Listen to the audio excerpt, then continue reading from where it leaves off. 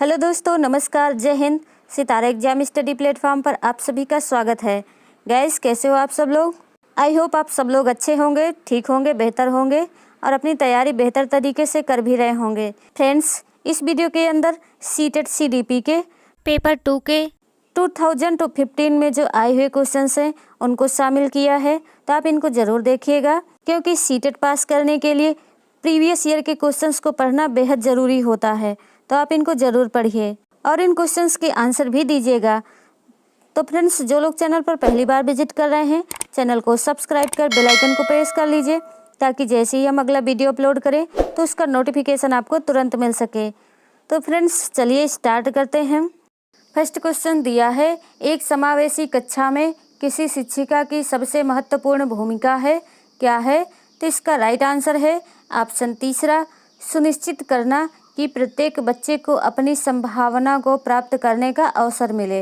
एक समावेशी कक्षा में शिक्षिका की सबसे महत्वपूर्ण भूमिका होती है। नेक्स्ट क्वेश्चन है, अपनी कक्षा के बच्चों को उनकी अपनी अवधारणाओं को बदलने में आप किस प्रकार सहायता करेंगे? तो इसका सही आंसर है ऑप्शन 4, अवधारणाओं के बारे में बच्चों को अपनी समझ को व्यक्त करने का अवसर देकर। ऑप्शन 4 सही आंसर है। नेक्स्ट क्वेश्चन है, किसी कक्षा में शिक्षक की भूमिका है, क्या है?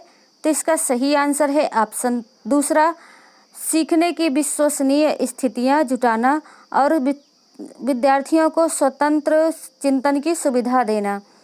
किसी कक्षा में शिक्षक की भूमिका ये होती है कि सीखने की विश्वसनीय स्थितियां जुटाना और विद्यार्थियों को स्वतंत्र चिंतन की सुविधा देना।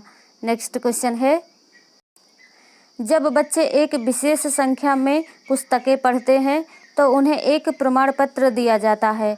यह रणनीति शायद अधिक समय तक काम न करे, क्योंकि ऑप्शन दूसरा सही आंसर है, यह संभवतः बच्चों को केवल प्रमाण पत्र प्राप्त करने के लिए पुस्तकों को पढ़ने की तरफ ले जा सकता है, इसलिए यह रणनीति शायद अधिक समय तक काम नहीं करेगी। नेक्स्ट क्वेश्चन है, निम्नलिखित में से कौन सा कथन बच्चों की त्रुटियों के संबंध में सबसे उपयुक्त है? तो इसका सही आंसर है ऑप्शन 4, बच्चों की गलतियां एक खिड़की के समान होती हैं, यह जानने के लिए कि वे किस प्रकार सोचते हैं। बच्चों की त्रुटियों के संबंध में सबसे उपयुक्त कथन है। नेक्स्ट क्वेश्चन है, आकलन शिक्षण अधिगम प्रक्रिया का अभिन्न अंग है, क्योंकि? तो इसका सही आंसर है ऑप्शन 4, आकलन से अध्यापक बच्चों के अधिगम को समझता है और उससे अपने शिक्षण की प्रतिपुष्टि भी करता है। आकलन शिक्षण अधिगम प्रक्रिया का अभिन्न अंग है, क्योंकि आकलन से अध्यापक बच्चों के अधिगम को समझता है और उससे अपने शिक्षण के प्रतिपुष्टि भी करता है। नेक्स्ट क्वेश्चन है, भावनाओं, अधिगम और अभिप्रेरणा के संदर्भ में निम्नलिखित में से किस कथन से आप सहमत हैं? तो इसका सही आंसर है ऑप्शन दूसरा, प्रेरणा और सीखने के साथ भावनाएं घनिष्ठ रूप से जुड़ी हैं। प्रेरणा एवं अधिगम यानी सीखने के साथ भावनाएं घनिष्ठ रूप से जुड़ी होती हैं, क्योंकि अधिगम के लिए प्रेरणा की बहुत आवश्यकता होती है, जो व्यक्ति के संवेगात्मक और संज्ञानात्मक व्यवहार से प्रेरित होता है। नेक्स्ट क्वेश्चन है, बच्चों को अपने अध्ययन में प्रयास करने हेतु प्रोत्साहित करने के लिए शिक्षकों को की आवश्यकता होती है, तो बच्चे को प्रेरित करने की आवश्यकता होती है। ऑप्शन फर्स्ट सही आंसर है, बच्चों को अपने अध्ययन में प्रयास करने हेतु प्रोत्साहित करने के लिए शिक्षकों को बच्चों को प्रेरित करने की आवश्यकता होती है। नेक्स्ट क्वेश्चन है, अधिगम आसक्तता वाले बच्चे क्या होते हैं? तो इसका सही आंसर है ऑप्शन पहला, बच्चों को एक समान दिखाई देने वाले अक्षरों और वर्णों में भ्रम होता है। अधिगम आसक्तता वाले बच्चों को एक समान दिखाई देने वाले अक्षरों और वर्णों में भ्रम होता है। यह एक मानसिक विकृति है जिसे डिसलेक्सिया कहा जाता है। नेक्स्ट क्वेश्चन है, वाइगोत्स्की के अनुसार बच्चे स्वयं से क्यों बोलते हैं?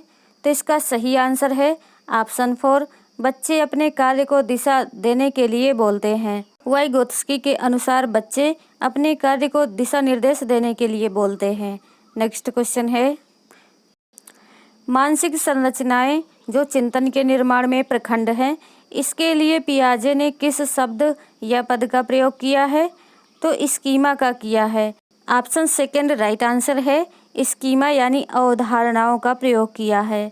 स्कीमा से तात्पर्य ऐसी मानसिक संरचना से है जो व्यक्ति विशेष के मस्तिष्क में सूचनाओं को संगठित तथा व्याख्यात करने हेतु विद्यमान होती है। यह स्कीमा दो प्रकार की होती है, पहला साधारण और दूसरा जटिल। नेक्स्ट क्वेश्चन है, सामाजिकरण की प्रक्रिया में शामिल नहीं है, तो क्या शामिल नहीं है?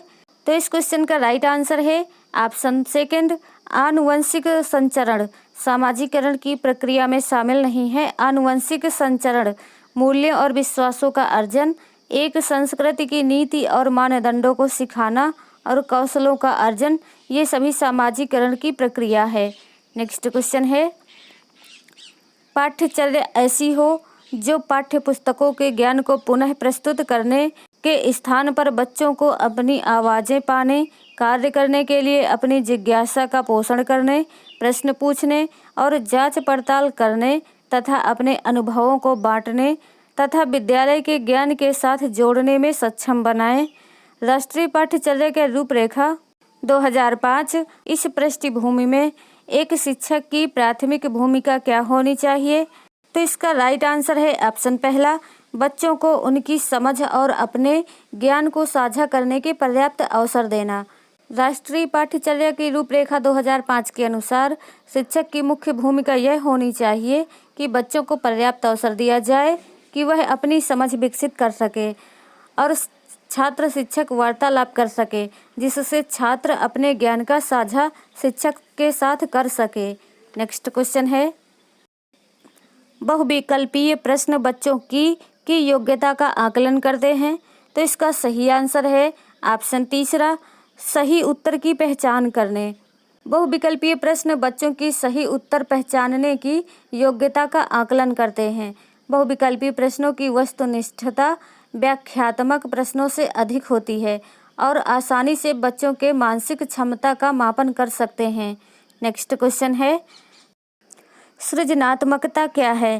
तो इसका राइट आंसर है ऑप्शन तीसरा, समस्याओं के मौलिक और अपसारी समाधानों को पहचानने अथवा तैयार करने की योग्यता। जब किसी कार्य का परिणाम नवीन हो यानी नया हो, जो किसी समय में समूह द्वारा उपयोगी मान्य हो, वह कार्य सृजनात्मकता कहलाता है।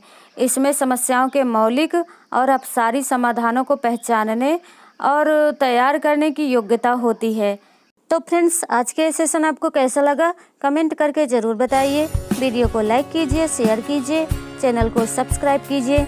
नेक्स्ट वीडियो में फिर मिलेंगे, तब तक के लिए टेक केयर, बाय बाय, जय हिंद, वंदे मातरम।